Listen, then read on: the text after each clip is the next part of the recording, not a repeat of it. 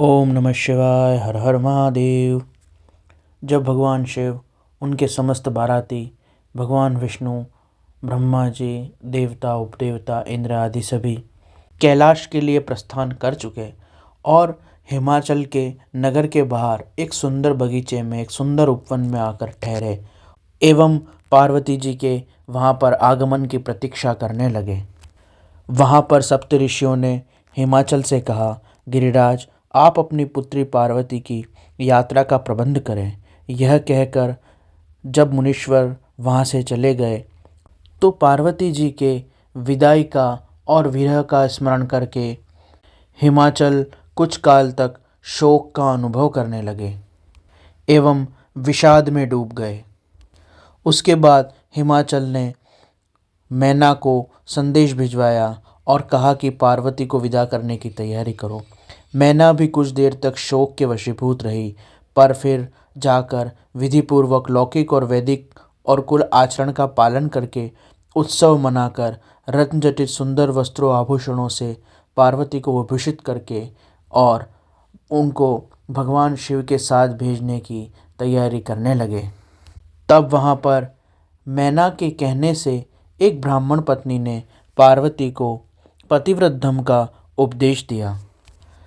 उस ब्राह्मणी ने कहा कि पतिव्रत धर्म इहलोक और परलोक में आनंद देने वाला, सुख की प्राप्ति कराने वाला और श्रोताओं को भी सुख देने वाला है।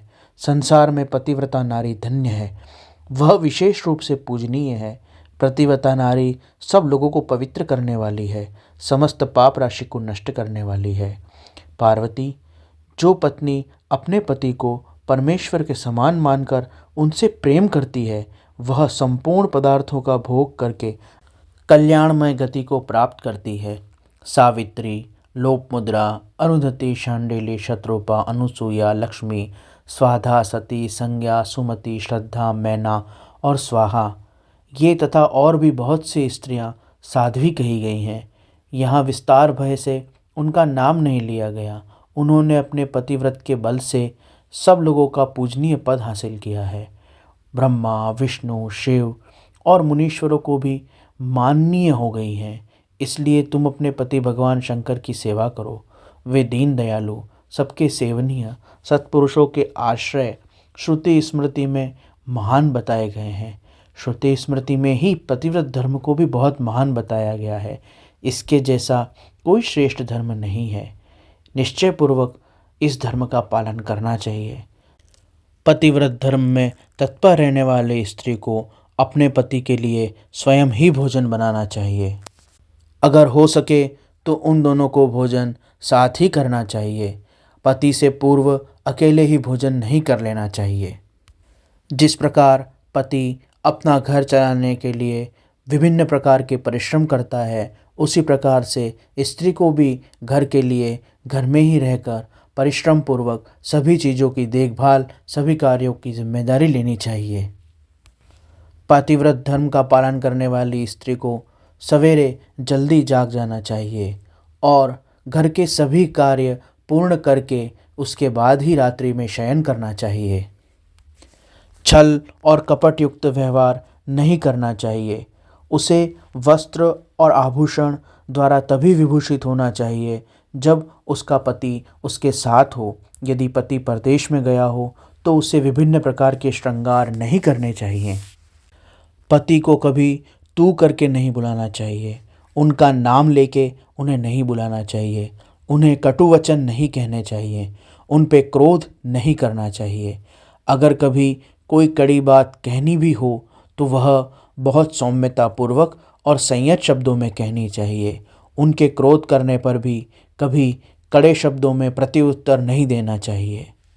देर तक घर के दरवाज़ों पर खड़े रहना, इधर उधर घूमते रहना, दूसरों के घर जाकर बैठे रहना, गोपनीय बातें इधर उधर प्रकाशित कर देना, बिना कहे ही पति को बिना जानकारी के अपनी मनमर्जी से भ्रमण करते रहना, यह सब कार्य पतिव्रत धर्म का पालन करने वाली स्त्री को नहीं करने चाहिए।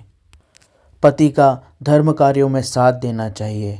उनके लिए पूजन सामग्री, यज्ञ सामग्री आदि जुटाकर और उनके हित साधन का प्रयास करना चाहिए।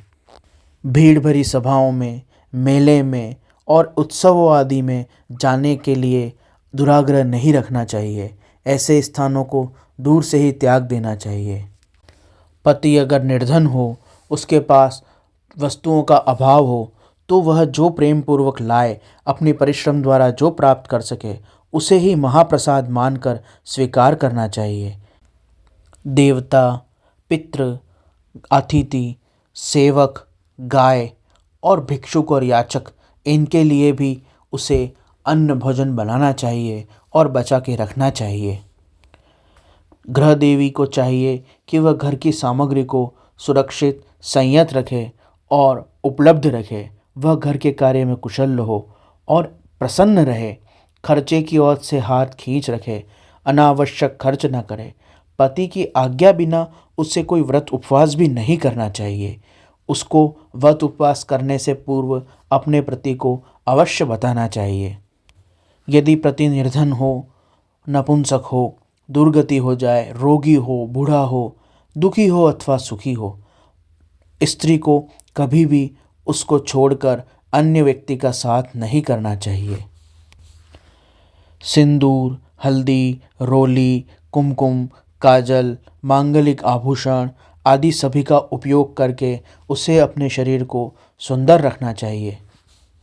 दुष्ट स्वभाव की स्त्रियां और कुलटा, भाग्यहीन एवं सन्यासी स्त्रियां भी, उनको कभी सखी नहीं बनाना चाहिए। उनकी बातें कभी नहीं सुननी चाहिए। जो पुरुषों से द्वेष करे, विशेष रूप से उसके पति से द्वेष करती हो, ऐसी स्त्री से वह कभी भी आदरपूर्वक बात न करे। ऐसी स्त्री से वह कभी कोई मेल जोल ना रखे। उसे अपने पति के हित का प्रयास करना चाहिए एवं स्वयं वही कार्य करने चाहिए जिसकी उसमें रुचि हो और उसके पति की भी उसमें रुचि हो। सुख दुख में अपने पति का साथ देना चाहिए। अगर वह दुखी हो तो उससे उस सहानुभूति को अनुभव करना चाहिए। अगर वो हर्ष में हो तो उसे भी हर्षपूर्वक सहानुभूति में अनुभव करना चाहिए। संपत्ति में, विपत्ति में, सुख में, दुख में, निर्धनता में अथवा बहुत से धन में, प्रत्येक अवस्था में उसे अपने पति के लिए एक सा प्रेम भाव रखना चाहिए। किसी ग्रहोचित सामग्री अथवा वस्तु का अभाव होने पर उसके लिए सहसा न कहे कि अमुक वस्तु समाप्त हो गई है। वह कष्ट, चिंता, क्रोध आदि को बढ़ाए नहीं। अपने धैर्य से, अपने संतोष से कार्य चला ले एवं घर में कलह और असंतोष का भाव न आने दे। पतिव्रता स्त्री के लिए पति ब्रह्मा, विष्णु और शिव से भी अधिक बढ़ के माना गया है। अतः उसकी आज्ञा का उल्लंघन ना करे।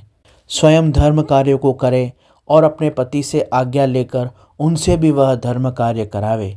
उपवास, व्रत, नियम आदि का स्वयं पालन करे और पति को भी उसके लिए तत्पर करे। दूसरे पुरुषों के अधिक निकट न जाए। उनसे अधिक बातचीत और मेल जोल ना करे।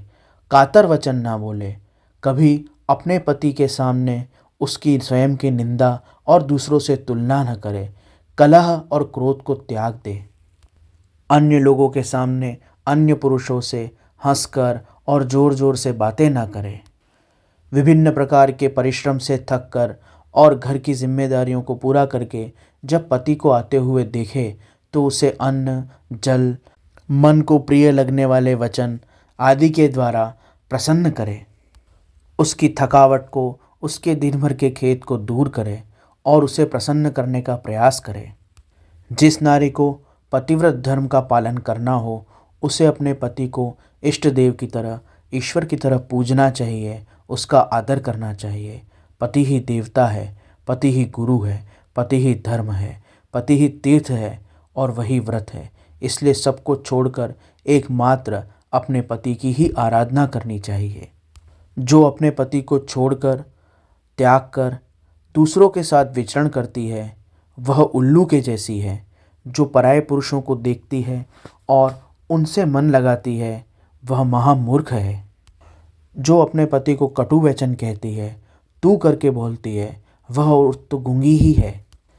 जो स्त्री अपने पति के अलावा अन्य किसी से संबंध बनाती है और उसके ऊपर दृष्टि डालती है, ऐसी स्त्री का शरीर निर्जीव ही है, अपवित्र ही है, वह पतिहीन ही है। वह कितने प्रकार के स्नान कर ले, वह कितनी प्रकार से पवित्र हो जाए, वह अपवित्र और पापात्मा ही है।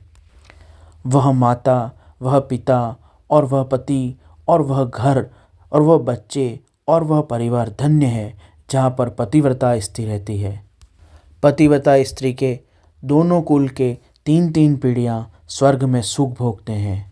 जो दुराचारणी स्त्रियाँ अपने पति के अलावा अन्य जगह मन लगाती हैं, वह अपने माता पिता, सास ससुर दोनों ही परिवारों को अपमानित एवं निंदित करती हैं। इसके विपरीत जहाँ पतिव्रता स्त्री का पैर पड़ता है, वो पृथ्वी भी पवित्र हो जाती है और तीर्थ समान हो जाती है। भगवान सूर्य, चंद्र, वायु, जल और अग्नि ये सदा पवित्र हैं, परंतु ये भी पतिव्रता के स्पर्श से स्वयं को पवित्र अनुभव करते हैं। रूप और लावण्य से भरी स्त्रियां तो संपूर्ण जगत में विद्यमान हैं, परंतु पति को परमेश्वर मानने वाली पतिव्रता स्त्री तो भगवान शिव की भक्ति से, भगवान शिव की कृपा से ही प्राप्त होती हैं। पति के अलावा अन्य स्त्री तो केवल पुरुष को अपना ग्रास, अपना आहार बनाती हैं, वह राक्षसी जैसी होती हैं। अतः पुरुष को ऐसे स्त्रियों से दूर रहना चाहिए। पतिव्रता स्त्री इतनी पवित्र होती है कि उसके दर्शन मात्र से गंगा स्नान के बराबर पवित्रता होने का फल प्राप्त होता है। जिस प्रकार गंगा के स्नान से सारे पाप नष्ट हो जाते हैं और मनुष्य पवित्र हो जाता है, उसी प्रकार पतिव्रता स्त्री को दर्शन करने मात्र से मनुष्य के सारे पाप नष्ट होकर उसे पुण्य प्राप्त होते हैं। जो पतिव्रता स्त्री और अपनी पत्नी के प्रति एकनिष्ठ पति है, ऐसे पति पत्नी भगवान शिव और पार्वती के समान हैं। वह प्रणव और ऋचाओं और वेदों के समान है। वह तपस्या और क्षमा के समान है। वह सत्कर्म और उसके फल के समान है। हे शिवे, वह दोनों दंपति धन्य हैं जो एक दूसरे के प्रति एकनिष्ठ और पवित्र हैं। हे गेजा कुमारी, मैंने तुमसे पतिव्रता धर्म का वर्णन किया। यह पुरुष के लिए भी इसी प्रकार है, अतः तुम इससे पालन करो। पतिव्रता नारियां भी अलग अलग भेद की उत्तम, मध्यम, निकृष्ट और अति निकृष्टा कही गई हैं। वह स्त्री जो स्वप्न में भी परपुरुष का ध्यान नहीं करती, वह उत्तम पतिव्रता है। जो दूसरे पुरुष को भाई, पिता और पुत्र के समान देखती है, उसे मध्यम श्रेणी की पतिव्रता कहा जाता है। जो धर्म का और सदाचरण का विचार करके गलत मार्ग पर कदम नहीं रखती, उसे निकृष्टा कहा जाता है। और जो पति के अथवा समाज के भय से गलत काम से बची रहती है, उसे भी अति निकृष्टा श्रेणी की पतिव्रता कहा जाता है। किसी भी प्रकार से हो, जो एकनिष्ठ है, जो पवित्र है, ऐसी पतिव्रता का दर्शन मात्र पवित्र करने वाला, पुण्य प्रदान करने वाला है। अत्रि ऋषि की धर्मपत्नी अनुसुईया जी ने पतिव्रत के बल से ही ब्रह्मा, विष्णु और शिवजी को अपना पुत्र बना लिया था। हे पार्वती, ऐसा जानकर तुम्हें पतिव्रत का पालन करना चाहिए। वह समस्त अभिष्टों को देने वाला है। तुम साक्षात जगदम्बा महेश्वरी हो। जिस पतिव्रत धर्म का मैंने उपदेश दिया, वह तुम्हें पहले ही ज्ञात है। यह तो लोक आचरण के लिए, अन्य लोगों को शिक्षा देने के लिए मैंने आपकी ही प्रेरणा से आपको इसका उपदेश किया है।